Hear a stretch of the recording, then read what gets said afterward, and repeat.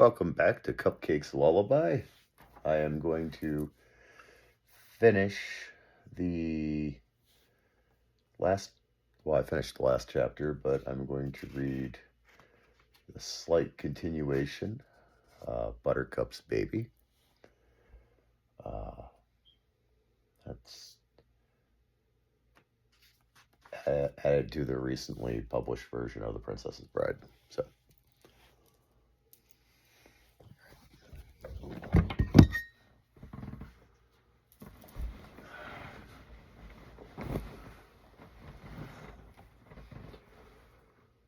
Buttercup's Baby.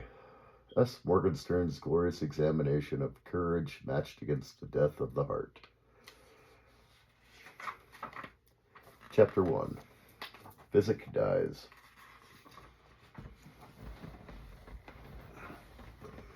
1. Physic. Physic chased the madman up the mountains, the madman who carried the most precious thing for Physic ever to be on earth, the kid herself, Buttercup's baby. Chased was perhaps the wrong word. Lumbered after might have been more accurate. However you wanted to put it, the news was not good, because Physic, try as he might, was falling further and further behind. There were two reasons. The first, size. There were 15,000 feet of air, the rise was sheer, and Physic had terrible trouble finding footholds that might make him secure. His huge clumpy feet would touch here or there, seeking sanctuary, but it took too much time. And the madman used that time to his advantage, increasing his lead, occasionally glancing down on his skinless face to see how much further Physic had fallen behind. Even to Physic, his plan was clear. Get to the crest, run across the plateau, start down the far side, leave Physic helpless, still trying for the ascent. For the second reason for Physic's lack of success was this: fear. Or more to be specific, fears. Being the biggest and strongest, no one realized he also had feelings. Just because he could uproot trees, people didn't want to know that the little squirmy bugs that lived in the roots spooked him. Just because he had defeated the wrestling champions of 73 countries, people didn't believe that his mother had to keep candles burning all night long when he was, comparatively speaking, little. Of course, the idea of public speaking was beyond thought, but Physic would rather have spent the rest of his years in constant speech-making than face what was staring at him now, the possibility of falling. Nothing but rocks to crush his body at the end. Sure, he had climbed the cliffs of insanity, but that was different. He had had a rope to hold on to, so he knew which way to go, and when he had Vizzini insulting him, which always made time pass more pleasantly. If only the madman possessed some other baggage, Physic would have stopped and crept back down to safety. If only it was all the silver in Persia, or a pill that you took once you weren't a giant anymore. Easy to stop the chase then. But this was Waverley, his blessing, and though he knew his great heart he would lose his pursuit, he knew he would somehow slip. Physic lumbered on. He glanced up. She was rolled in a blanket she had been kidnapped in. How long ago was that now? Physic chose not to remember, because the kidnapping had been his fault. He had allowed it somehow. It had happened on his watch. Physic blinked back tears of remorse. Her body was still. The madman probably gave her some potion to make her easier to carry. Above him, the madman stopped, pushed, kicked out, and giant rocks were coming down toward him. Physic did his best to get out of their way, but he was too slow. The rocks grazed his feet, knocking them loose from their holds. And now he, Physic the Turk, was swinging high in space, holding on by just the strength of a few fingers. The madman cried out with delight, then climbed on.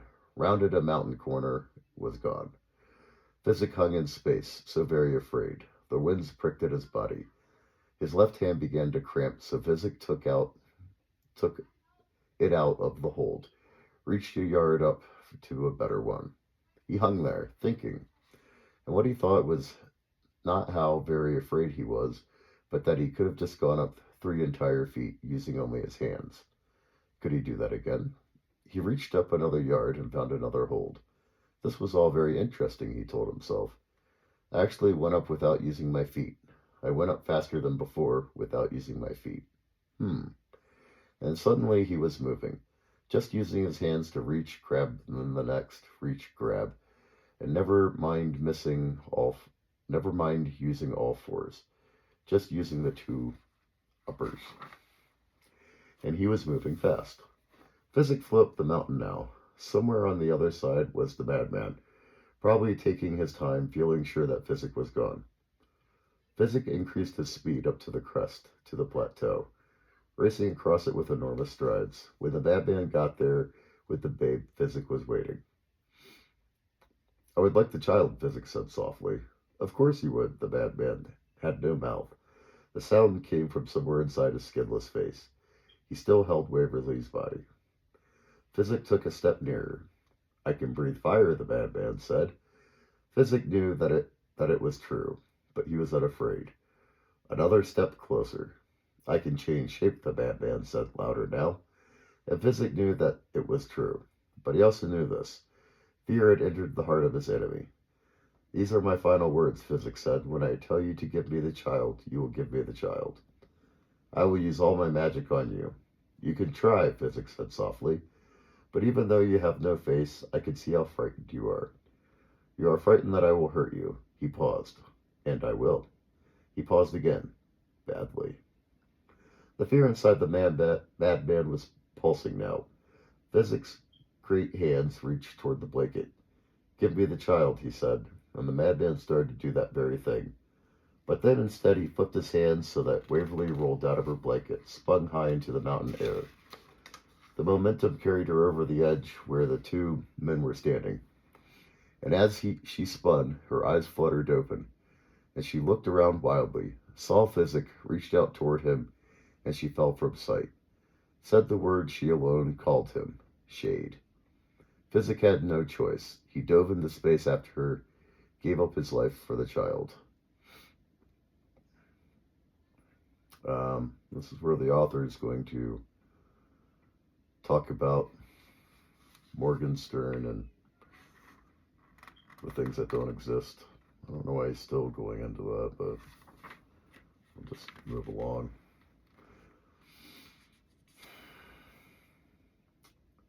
2. Inigo. Inigo was in despair, hard to find on the map. This was after maps. Not because the cartographers didn't know of its existence, but because when they visited to measure its precise dimensions, they became depressed. They began to drink and question everything. Most notably, why would anyone want to be something as stupid as a cartographer? It required constant travel. No one ever knew your name, and most of all, since wars were always changing boundaries, why bother? They grew up, then a gentleman's agreement among mapmakers of the period to keep the place as secret as possible, lest tourists flock there and die. Should you insist on paying a visit, it's closer to the Baltic states than most places. Everything about despair was depressing. Nothing grew in the ground, and what fell from the skies did not provoke much happy conversation. The entire country was damp and dank, and why the locals did not flee was not only a good question, it was the only question. Locals talked about nothing else. Why don't we move? Husbands would say each day to their wives, and their wives would answer, God, I don't know, let's. And the children would jump and shout, hooray, hooray, we're out of here. But then nothing would happen. Blendibus Live is more hideous conditions, but they don't travel a lot either. There was certain comfort in knowing that no matter how many bad things were, they couldn't get any worse. We have endured everything, the locals would tell themselves, whereas if we pick up and go, say, to Paris, we could get gout and be insulted by Parisians all day. Inigo, however, had a warm spot for the place. For it was here, years and years ago, that he had won his first fencing championship. He had arrived shortly before the tournament was to begin, and he had come with a heavy heart, tears always behind his eyes. He could not shake his mood, because of what had just happened to him in Italy, on his first visit there. A journey had begun with such hopes. By the time he turned 20, Inigo Montoya of Arabel, Spain, had spent his last 8 years wandering the world. He had not yet begun the hunt of the six-fingered man who had killed his beloved father Domingo. He was not ready, and he would not be until the great sword maker, Yest, pronounced him so. Yest, his father's dearest friend, would never send him out if there were flaws. Flaws would not only bring death, but far worse, humiliation. Inigo knew one thing, and that only: when he found his tormentor, when he was at last able to face him and say, "Hello, my name is Inigo Montoya. You killed my father. Prepare to die." There would be no question in his mind of defeat. The six-fingered man was a master, and so, preparing for such a master, Inigo wandered the world, getting stronger, learning from whoever could teach him the mysteries that needed solving. Lately he had begun to specialize. His talents were past phenomenal, but still not good enough to get the blessing of Yest. They had recently been to Iceland to spend months with Ardnok, a great frozen terrain expert. Inigo had already mastered fighting from below and from above, fighting from trees, rocks, and rapids. But if the six-fingered man was from the far north, and they battled on frost or freshly watered ice, and what if Inigo, helpless and slipping, lost his balance, lost the battle, lost everything?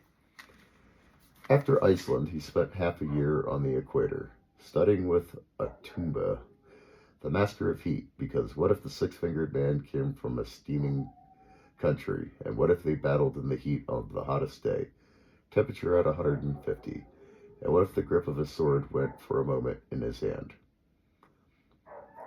Now, having just turned 20, he was in Italy to see Paccoli, the ancient king of the mind. Paccoli was from the most famous line of the great Italian teachers, and another branch was centered in Venice, and taught singing to every famous Italian tenor whose name ends in a vowel. Inigo knew he would not be able to think that when his death battle came, his mind had to be a spring day, and the moments had to come on their own. His spins and twists and thrusts all had to leap unbidden. Piccoli, I don't know how to say his name, lived in a small stone house and employed in the employ of Count Cardinal, the strange secret man who controlled most of the country. Piccoli had heard of Inigo because of Yest, was the greatest and most famous maker of swords. There were rumors that when he was confronted with a task that was too much for even him, he would go to the town of Arabel, high in the hills above Toledo, to the hovel of Domingo Montoya, a widower who lived with a young son. It was there that the six-fingered sword had been forged. Could it truly be the wonder of the world? Piccoli had heard it for a decade, yearned to see it dance before he died. The greatest weapon since Excalibur. And where was it now? Gone with the child Montoya from the house of Yest. And where was that child? Piccoli had spent his entire long life training his mind, so that he had the ability to sit for a day in the middle of a mad battle and know nothing of the screams and slaughter going on around him. When he was in his mind, he was as if dead, and every morning at dawn he would go into his mind and stay there till noon. No power could disturb him. He had gone into his mind at dawn one day and stay there until the sun was the highest. But on this morning, 8 o'clock, a strangeness. He was in his mind as he always was at 6 and 7 and 7:30 and 7:15 and 10 till and 5 and 4 and 3. And then Piccoli was pierced by something so dazzling even he had to open his eyes. To see a young man approaching, tall, blade thin, muscular, spring-legged, who's handsome enough but would have to be more than that, save for 2 scars that paralleled his cheeks. Who held such glory in his hands? The sun was dancing there. Piccoli could not breathe. As the young man approached, "I want to see Mr. Piccoli, please." "I wish to see your sword." Piccoli trembled as he took it in his tiny hands. What could you possibly want from me? He could not take his eyes off the weapon. You have the world here. Inigo told him. You want me to teach you to control your mind? Piccoli asked. Inigo nodded. I have come from very far. A waste, I fear. You are young. The young have not the patience. They are stupid. They think their bodies will save them. Let me learn. Pointless. Go wage your battle without me. I beg you. Piccoli sighed. All right, let me show you how stupid you are. Answer my queries. What on all the earth do you want more than anything? Why, to kill the six-fingered man, of course. And with that, Piccoli started screaming, Wrong, wrong. Listen, see what I say. His voice grew soft, seductive. The six-fingered man has his sword in his hand. He thrusts. See what I say, Montoya? Watch the sword. He thrust the sword toward your father, and now the sword has entered your father's heart. Domingo's heart is shredded, and you are 10 standing there. You are helpless. Do you remember that moment? I command you, remember that moment. Inigo could not stop his sudden tears. Now you are watching him fall. Look at him. Watch Domingo die. Inigo began sobbing out of all control. Tell me what you feel. Inigo was barely able to speak the word. Pain. Yes, right, of course, pain. Killing pain. That's what you should want more than anything, an end to your pain. Yes. That pain is with you every moment, every day. Yes. If you think of ending your pain, you will kill the six-fingered man. But if you only think of revenge, he will kill you, because he has already taken the thing on earth you treasured most. And he will know that when you battle, he will say things. He will taunt you. He will talk about your pathetic father, and he will laugh at your love for the failure like Domingo. And you will scream in rage, and your revenge will take control, and you will attack blindly.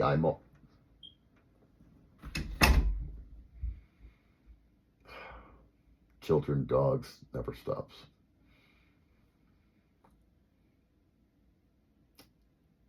You will attack blindly, and he will cut you to pieces. Inigo saw it all. It was true. He saw himself charging, heard himself screaming, and then he felt the six-fingered man's sword as it entered his body, drove through his heart.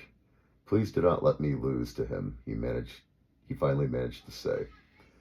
Piccoli looked at the shattered young man before him. He gently returned the six-fingered sword. Go dry your tears, Montoya, he said at last. We start your training in the morning. It was savage work. Inigo had never imagined it would be anything less, but Piccoli was merciless beyond human reckoning. For 8 years, Inigo had sprinted 2 hours each day to make his legs muscular and strong. Now Piccoli could not sprint at all. For 8 years he had squeezed apple-sized rocks 2 hours a day, so his wrist might deliver the death blow for him from any and all positions. Now rock squeezing was banned. For 8 years he had never skipped and dodged less than 2 hours a day, so his legs would be quick. Now no skipping, no dodging. Inigo's body, so lash strong, so whip it quick. The body he had shaped for lethal combat. The body that was the envy of most men. That body Piccoli hated. Your body is your enemy while you are with me, Piccoli explained. You must weaken it for now. It is only the way you can grow your mind. As long as you think you can fight your way out of trouble, you will never be able to fight your way out of trouble.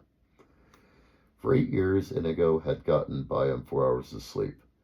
Now that was all he did. Sleep, doze, rest, snooze. He catnapped under orders. Satiated constantly. It seemed to him that he was grabbing 40 winks every time 80 winks had gone by. And while resting, he had to think about his mind. Weeks passed. He was sleeping 12 hours a day at first, then 15. Piccoli's goal was a fat 20, and Inigo knew the torture would never stop until his goal was reached. He did nothing but lie there and think about his mind. His only job was to think about his mind, get acquainted with it, learn its ways. His sole existence was 15 minutes each day while the sun went down. Piccoli would send him outside the sword in hand, and nod, just once. And Inigo would flash in the dying light, the sword alive, and his body would leap, duck in shadows, move like ghosts. Piccoli was very old, but once he had seen Bastia, and this was Bastia again, alive again on earth. One more nod from the tiny ancient head, and back to rest, to bed, to lie there and to think about his mind. And it went that way until the day Piccoli had gone to the village for provisions. Inigo was alone in the stone house, and there were soft footsteps approaching, and a soft voice inquiring for the owner. And then Inigo was alone no longer. He looked toward the figure framed in the doorway, stood, and spoke the most remarkable and unexpected words. "I cannot marry you." She looked at him. "Have we met, sir?" "In my dreams. And we decided not to marry. What strange dreams from such a young fellow." "No younger than you." "You work for Piccoli?" Inigo shook his head. "Mostly I sleep for Piccoli. Come closer." "I have no choice." "You work in the castle?" "I have lived there all my life. My mother too." "Inigo Montoya of Spain. You?" He waited for a name. He knew it would be a wondrous name, a name he would remember forever. Gilita? Gilita, sire? Sir? Huh? "Do you think me strange, Gilita?" "I'd be pretty dopey if I didn't," Gilita said, before adding, "sir." "Do you feel your heart at this moment?" "I feel mine." "I'd be pretty dopey if I didn't," Gilita said. Her black eyes studied his face so closely before she said, "I think you better tell me of your dreams." Inigo began. He told of the slaughter and his scars, and how when he had healed he had began his quest, and how wandering through the world, town to city to village, alone, always that sometimes he made up companions, since there were none really for company. And when he was perhaps 13, there was someone always waiting for him at the end of the day. As he grew up and older, she grew older too, the girl, and she would be there, always there, and they'd always eat scraps together for dinner, and sleep in haylofts in each other's arms, and her black eyes were so kind when they looked at him. As your eyes are kind now, as you look at me, and her black hair tumbled down, as I could see yours now, tumbling down, and you have kept me blessed company all these years, Gilita. And I love you, and I will forever, but I cannot, and I hope you understand, because of my quest comes first, above all else. Even with what I see in your eyes, I cannot marry you."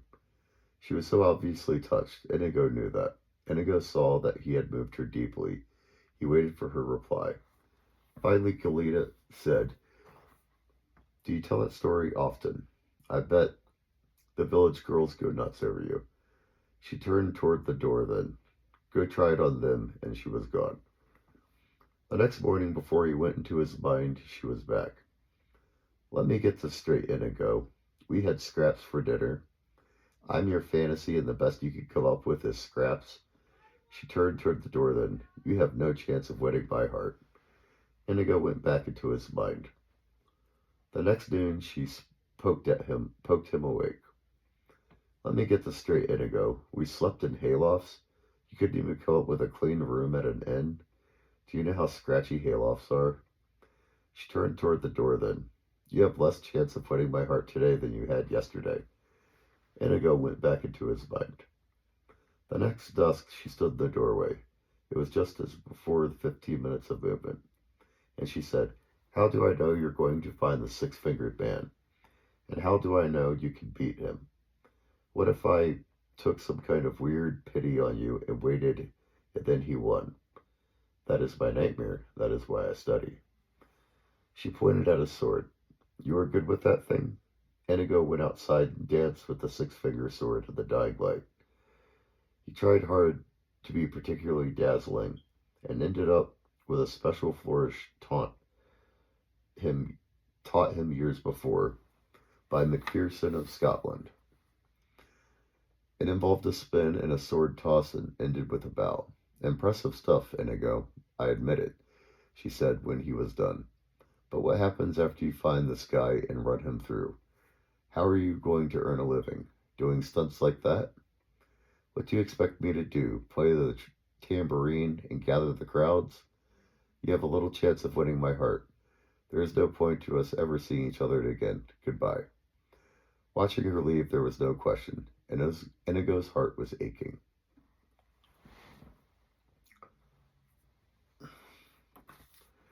She did not return till the night of the ball. Inigo could not help but hear the music pouring out of the castle down through the night. Musicians had been practicing for days. Suddenly, Gelida was there, beckoning. It's so beautiful, she whispered. I thought you might want to see. I could sneak you in, but you must do exactly what I say. It will go badly if we are found out. They raced through the long shadows, paused only briefly outside the kitchen, and she nodded, and they were inside. She pointed left to show that that was their way, then right, and he followed till the ballroom itself stood before them. It was a sight beyond his conceiving. A room of such size, such elegance, with flowers to fill the forest, and musicians playing softly. Inigo stared, and kept staring, until he heard gasps, and Gelida whispered, Oh no, the Count is here. I must go behind the door. Inigo slipped behind the door, wondering how horrible the punishment for sneaking into the castle and peering in rooms only the mighty should behold. He closed his eyes and made a silent prayer that the Count would never see him. He opened his eyes to the nightmare. The Count was staring at him. An old man, dressed in such magnificence, with a look of such disdain and a voice of shattering power. You, he began, his rage already building, are a thief. I have never stolen, Inigo started to say.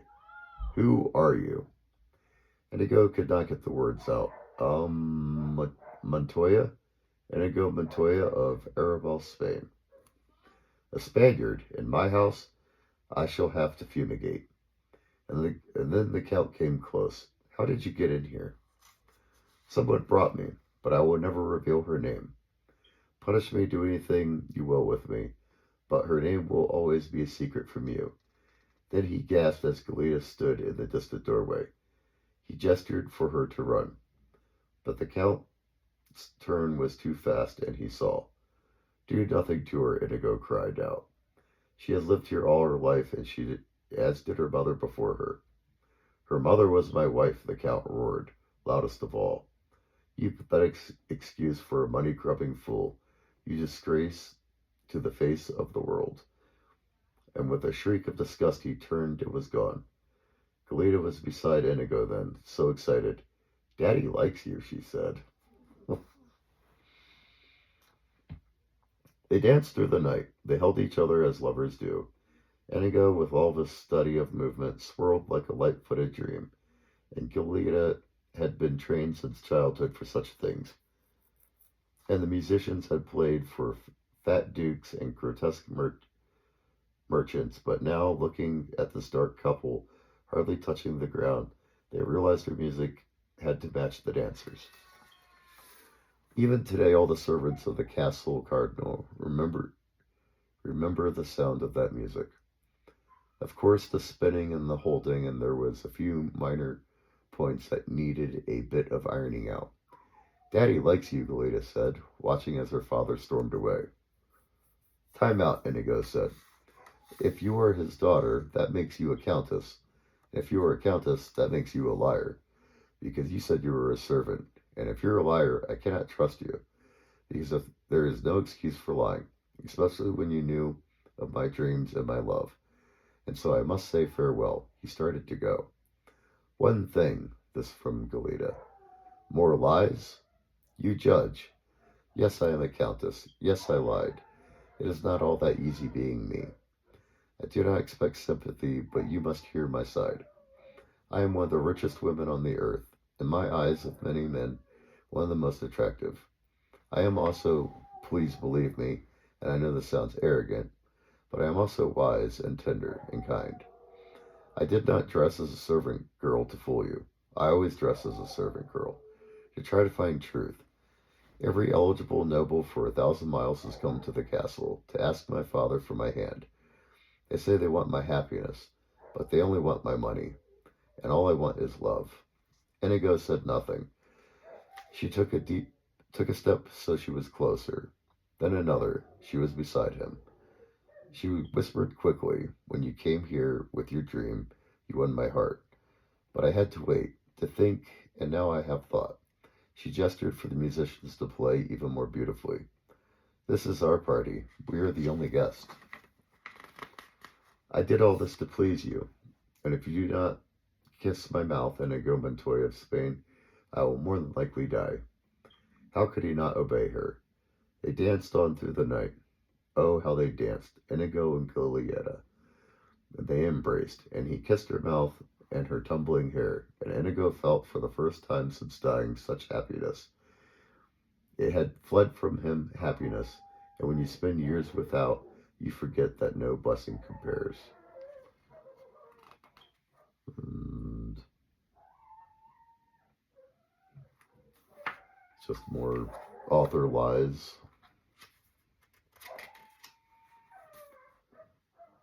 Number 3, Buttercup and Wesley.